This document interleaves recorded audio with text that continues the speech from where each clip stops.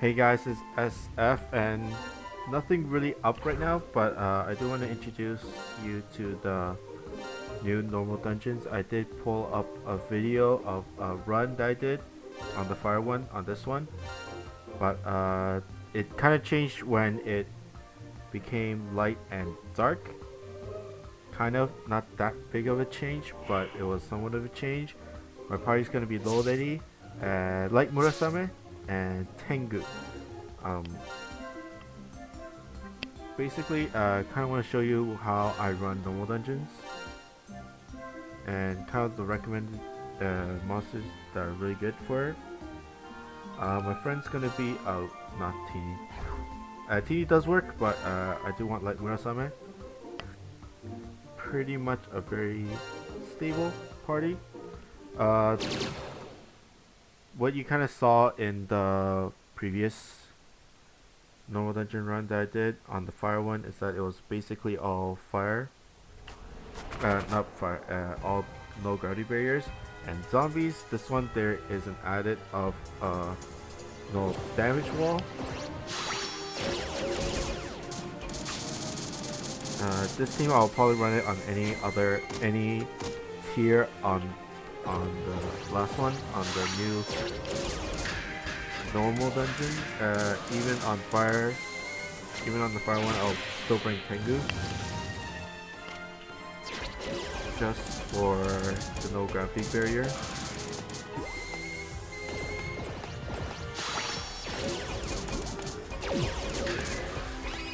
Some other recommended monsters in terms of Hatcher, homing, Lolini's one. There's a new one called Ibaraki Doji. She's really strong. Why? Because her homing's the same as the Ascended version, so her abilities are no damage wall only. But her bomb combo is the same as Low Lady's. So piercing, homing, destruction 8 with the same attack power. With the same power. So well, let me check on Low Ladies right now. So the same one, so 4,684. But what makes her really strong is her sub combo. Low Lady's sub combo is Cross Laser, whereas Ibaraki Doji's is a blast. So basically, you can hit Ibaraki for the homing as well as a blast to activate your own homing. So she is really strong, and she's also able to eat fruit. So you can get the EXP fruit on her. Let's see if I get the bonus. No, I don't. Of course, there is a bonus stage where it's kind of like Turtles, where you get 3 Morling X's as the enemies, and there are 100% drop. So Morling does drop a lot easier, and especially X's, because they're most of the time I get them through the final boss drop. Even when it's not double drop, I get them very often. I'll say about 60 to 70% of my runs. Of course, that's not the actual numbers. That's just kind of like how I kind of felt it was.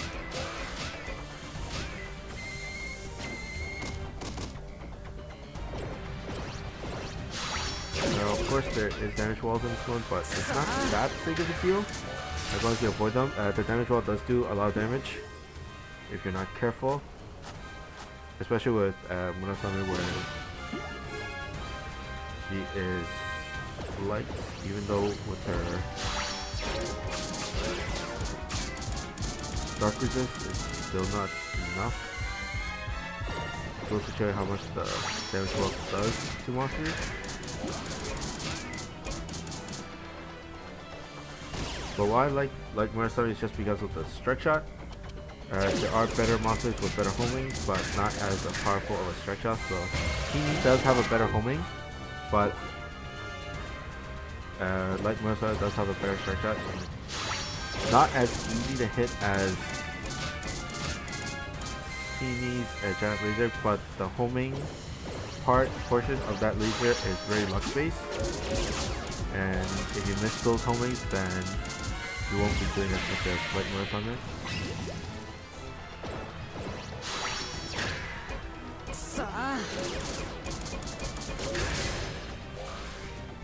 Okay, final bar, and strike shots all up for at least once per each monster, except for Low Lady. Let's use Tengus just for the heck of it. Not that much. It will do really good if all weak spots are up, so something like Merlin or Kagura Shingen. If those up, you can probably hit multiple spots and it'll do like 1,000,000 per. Let's see how much damage wall does. I'm going to hit one top of it. 20k on Low Lady.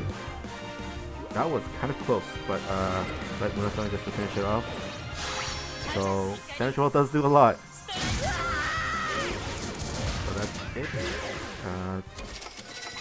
Let's give it a drop and an X drop. Double drop, so it's pretty high chance of it dropping. So that's basically it.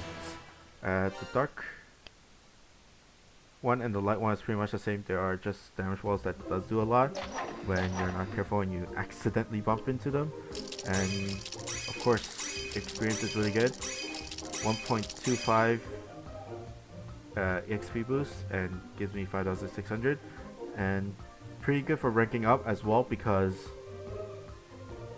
when there's half stamina is the dark dungeon that gets the half stamina, and it's the highest, and it's the very last normal dungeon right now. So you get a lot of XP, and yay for my day to change, and it's my 100th day, but I'm gonna leave that to another video.